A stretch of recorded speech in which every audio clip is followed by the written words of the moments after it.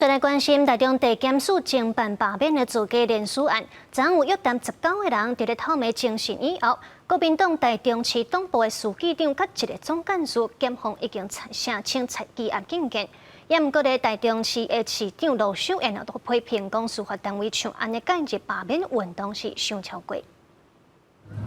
参加民间美术馆动土典礼，台中市长卢秀燕归面笑容，也毋过听到台中地检署侦办幽灵联署案，车里指挥警调人员伫台中中华顶北所在敲锤，其中包括国民党台中市党部带走几名同工。卢秀燕批评发起罢免的团体个人也是政党无调查各自的权利，司法对罢免运动发起的一方加以调查审判羁押，拢受过分。不管是政党，不管是公民团体，不管是个人哈，那使用这个司法哈，予以这个调查，那予以审判，予以这个拘押，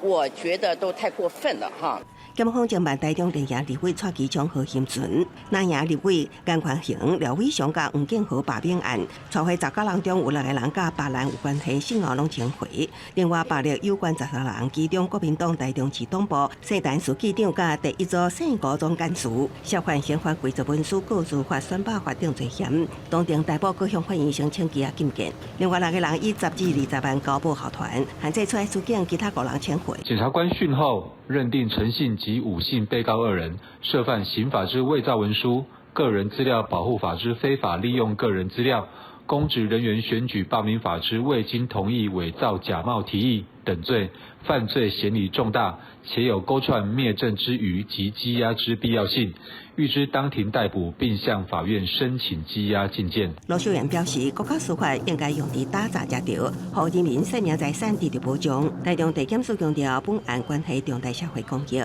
会秉持客观中立立场，甲审慎严格态度，尽速调查，赔清案情。公视新闻采访报道。